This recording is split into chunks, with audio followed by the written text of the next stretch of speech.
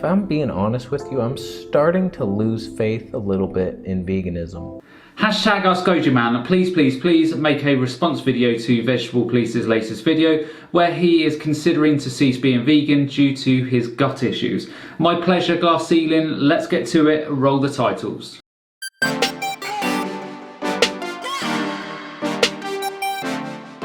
Welcome back, it's good to see you again. If we haven't met before, then hi, I'm Goji Man. I'm currently studying for a Masters in Nutrition and qualifying as a nutritionist, and next year I'll be studying for a PhD in nutritional science. I do plant-based nutrition videos every other day in which I answer your health questions under the hashtag Ask Goji Man. So if you have a question for me, then hashtag Ask Goji Man in the comments below, and I'll choose one of these questions to answer in my next video for you. So very quickly, before I jump into this video, this is an open invitation to Vegetable Police.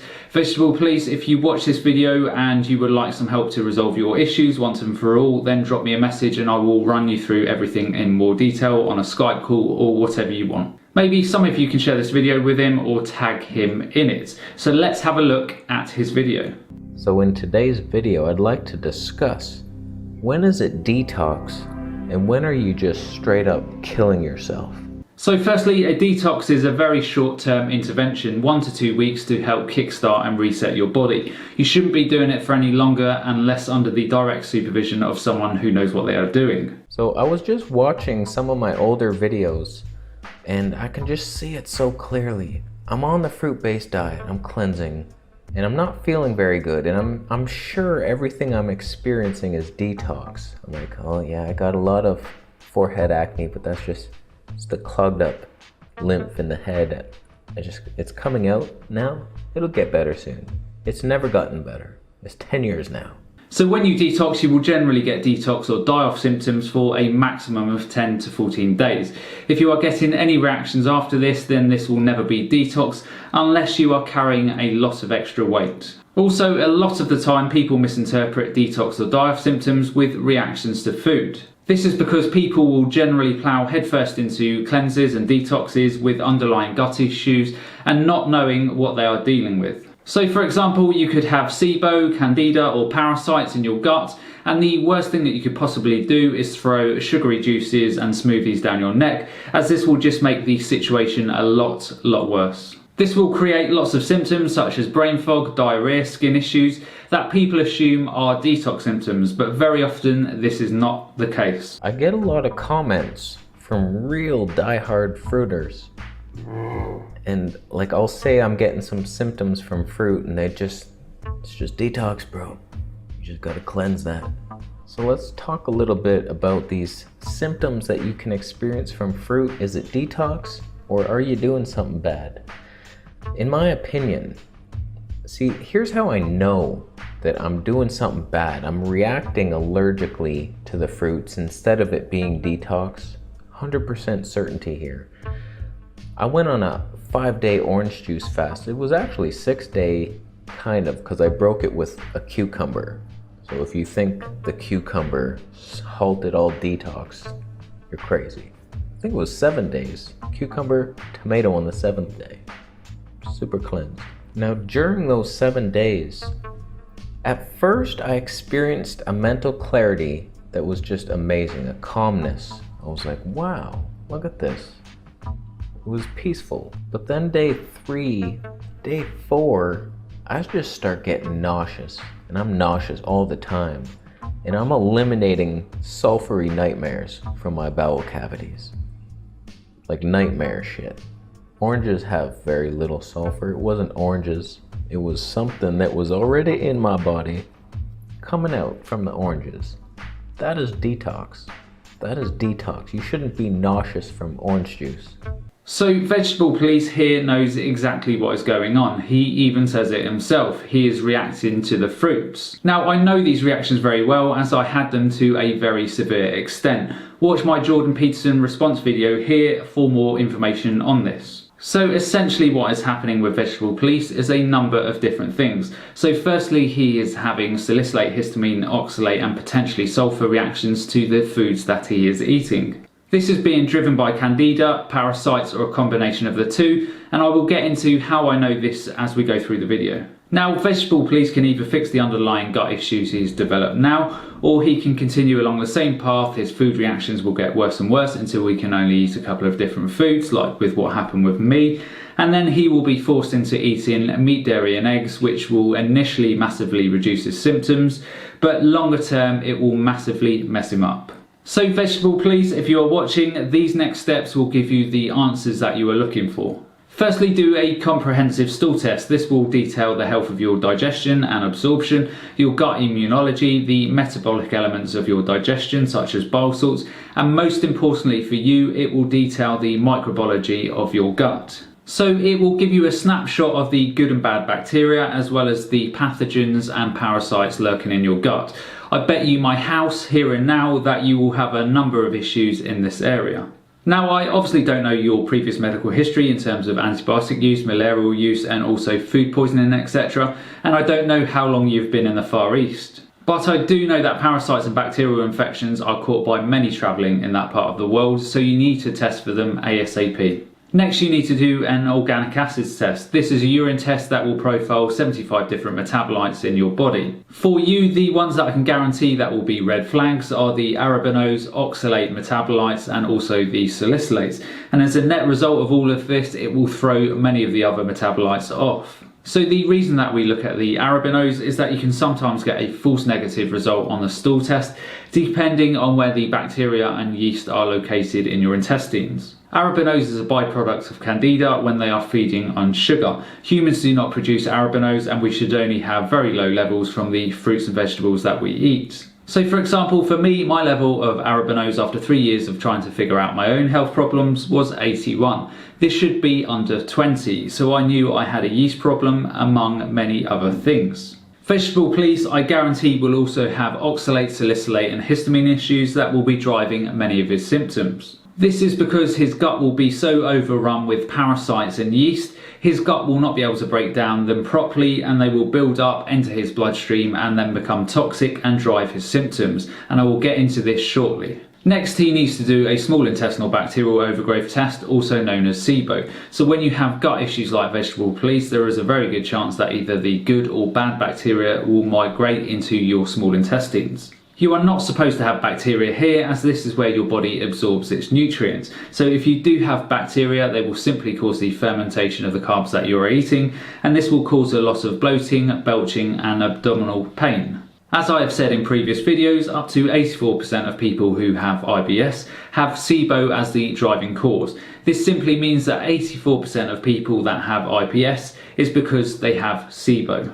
Now, vegetable please talks throughout this video about problems with bloating, etc. So I have no doubt in my mind that he has parasites and yeast in conjunction with SIBO that is driving many of his symptoms. A SIBO test is very simple. You simply drink a lactulose solution and then do a breath test at regular intervals over 3 hours. You are simply measuring the amount of methane and hydrogen in your breath. This is because humans can't digest lactulose, so we should drink it and then it should go straight out through our bowels. When you have small intestinal bacterial overgrowth, the bacteria metabolize and ferment the lactulose, which causes elevations in both methane and hydrogen in the breath test. So this is my test result after I cleared out my SIBO. So there is no notable increases in hydrogen or methane, which is measured in parts per million. So this was a negative test for SIBO after I treated it. Now, vegetable please, you can either choose to listen to this information or you can choose to ignore it. But if you choose to ignore it, then I can guarantee your health issues are going to end up in the gutter. No, I'm not a shark or a salesman. I'm not trying to sell you magic potions. I am simply telling you what is causing your problems. If you are skeptical, then simply take the tests and publish the results on here and prove me wrong. So let's get back to his video. I was not itchy. I was suffering from itchiness leading up to this fast, and it went away like immediately. I just stopped itching. My scalp was the worst, and just in general, it feels like bugs are crawling in my skin. Sometimes I'll be sitting here after a fruit meal and I'll be like, did something bite me? There's nothing there. It's like there's something in me. I'm like, oh my God, what's in me? Oh no. So I had no itchiness on the orange juice fast, and I wasn't breaking out in acne. It was just pretty calm. Just accept the nauseous sulfur nightmares. Now, fast forward, certain fruits make me itchy. It's not detox, I'm not releasing. People are saying, like, I went on this durian cleanse in Penang. I just decided to eat nothing but durian, have a little cheap, fun vacation. And I'm getting itchy, and I'm fatigued, and I'm getting all these symptoms. And they're like, it's just, you're cleansing, bro. It's like, is it cleansing? So these itching episodes are common symptoms for people who have histamine, parasites, or other gut issues. But let's keep on rolling. We can't blame everything on detox. It's not always detox. That is a clear histamine reaction, an allergic reaction to durian. Something in the durian is making my body freak out. So here he is actually acknowledging a histamine problem. So when you have gut issues, your body can't break down histamine properly, or your body can't produce enough of the DAO enzyme to break down the histamine. Either way, when you eat foods high in histamine, such as the fruits and vegetables that Vegetable Police eats, you are going to get reactions. In my opinion, a detox shouldn't last years. It should be like a 2-week thing at max. Like you start getting, like I did on that orange juice cleanse. It's like, yeah, okay, things are beeping. Yeah, you get a little nauseous. Okay, your digestive tract is cleaning out. That should pass in a couple weeks. If you're like feeling like shit for months at a time, you gotta reevaluate your entire life.